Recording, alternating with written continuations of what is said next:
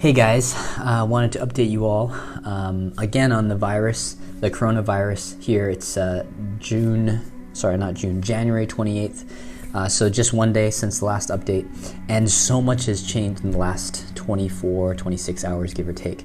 So I wanted to update you all, let you know. First of all, we're still doing well. Actually, Moa is in Korea. She had to get her visa renewed, so she left this morning. She's fine. She got there safely. No symptoms yet from either of us.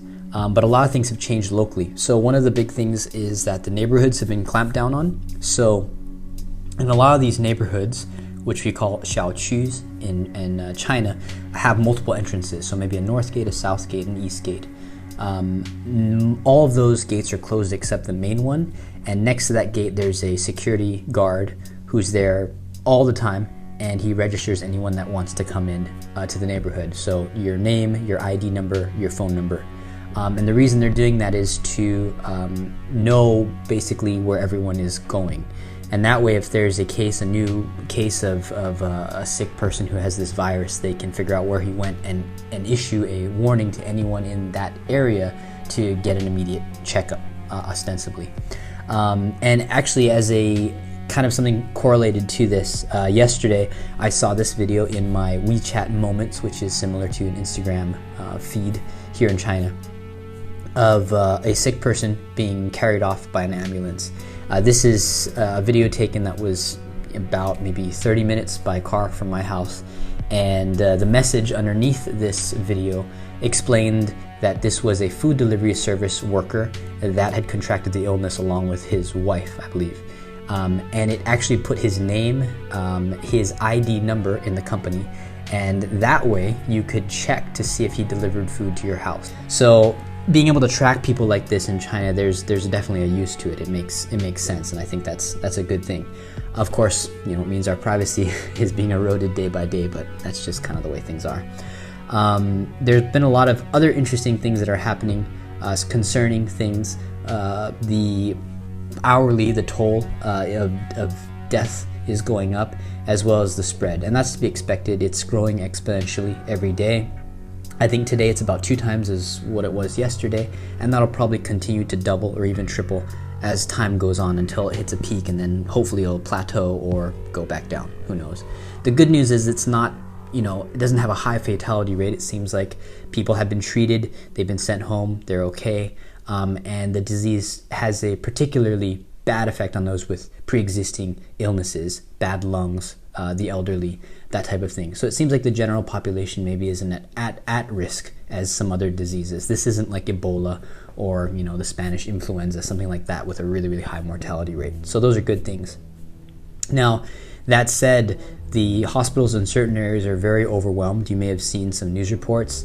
Obviously, at the epicenter of all this in Wuhan, there's lots and lots of patients. The doctors are fainting because they're so tired they can't take care of the people that are coming in through the doors. The nurses are overworked and understaffed, so they're getting very stressed out, and that's causing a lot of issues, like this video that was shared recently, also on WeChat Moments, of a patient who was apparently so angry and upset that they deliberately coughed on 2 of the medical staff. Whether or not they had the disease, I don't know, but it just shows, I think, the level of stress that people are under here. And there's other things too that are going around that people are really concerned with. For example, there was this image of a man that's apparently collecting masks to wash and resell on the street. So that's something obviously that we would want to do. So if you're watching this and you see a person selling masks on the street, obviously you would want to buy from them. You'd want to get them from a authorized seller of masks. But those kind of things I think are causing a lot of concern. And in China in particular here, one thing I've noticed is that people are very reactionary, and it's very easy to start a panic. I've seen these kind of panics happen before, and it's easy to get caught up in it when you're reading the news and you see people posting things. But really it comes down to just being hygienic, being careful, washing our hands as much as we can. We're disinfecting things. We actually have disinfectant wipes that we use to wipe our sleeves and our jackets every time we come in the door. We're constantly spraying things with bleach and various cleaners to make sure we're killing as much as possible. And on top of that, the best thing is just not going out a whole lot. So I only went out once today. I absolutely had to, but generally I wouldn't go out unless it was an absolute emergency. So we'll see how things go. Right now, the thing I'm probably most concerned with is the shortage of food, possibly. It seems like the grocery stores here are more empty than they were yesterday. And I didn't get a chance to go to the grocery store I went to yesterday, but I heard that they were also sold out. So we'll see how things go tomorrow. If nothing else, I can eat instant noodles for a few weeks or even a month. But we'll see how things go. But anyway, we're okay. We're doing well. Moa's better than me. She's at less risk there in Korea.